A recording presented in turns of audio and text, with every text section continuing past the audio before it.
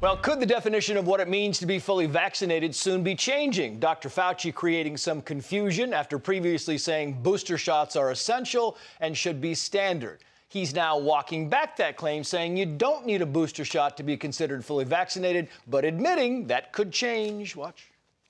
People should not be put off by the fact that as time goes by and we learn more and more about the protection, that we might modify the guidelines. That's what we've been saying all along.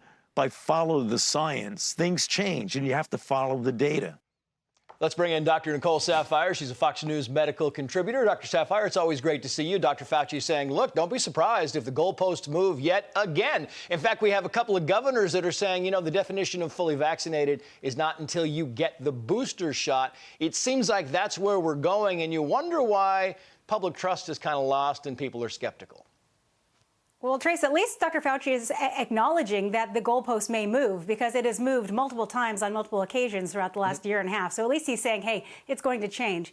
But here's the thing. I think we need to stop looking at in terms of fully vaccinated and non-vaccinated as opposed to should we be looking at into fully immune versus non-immune.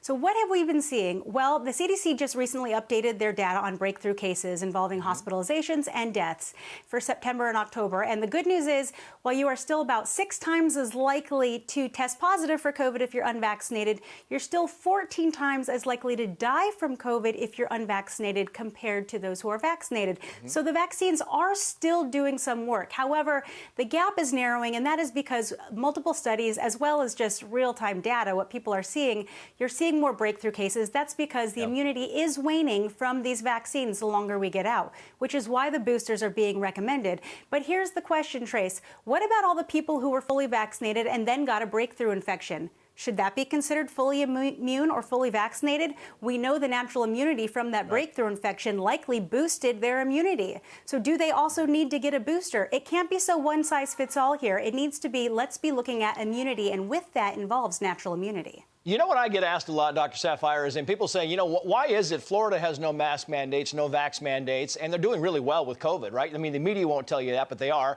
And you have some of these blue states that have vax mandates and have mask mandates that are not doing very well. Vermont, Minnesota, Colorado. What's going on here?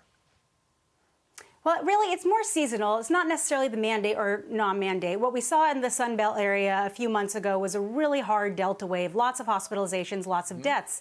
The Northeast at that time was doing pretty okay. Well, times are changing, the weather's changing, and it's going to flip a little bit. You're going to see a rise in cases in the Midwest and the Northeast, and we're starting to see that now. Cases have started to plateau, and they're at a pretty significant level. But the great news is hospitalizations and deaths are continuing to decline, and that is because we have high immunity rates in the population. So people just need to move forward knowing that, listen, vaccinated, unvaccinated, you can get COVID, you can transmit COVID, so make smart decisions. So today, the TSA agents have to be vaccinated or they could be out. The TSA Administrator David Pekoski says this, quoting here, there is a potential if you do not have an approved exemption and not vaccinated that you will lose your job. And we also know that a lot of these TSA agents have asked for medical and religious exemptions. They could be, if they don't get them, they could be pulled right ahead of the travel season. It could be a mess. It's going to be a huge mess, and these mandates make no sense if they don't account for natural immunity. Yeah, that's a very good point. Dr. Saphier, happy Thanksgiving to you and yours, and we very much appreciate you coming on. Absolutely.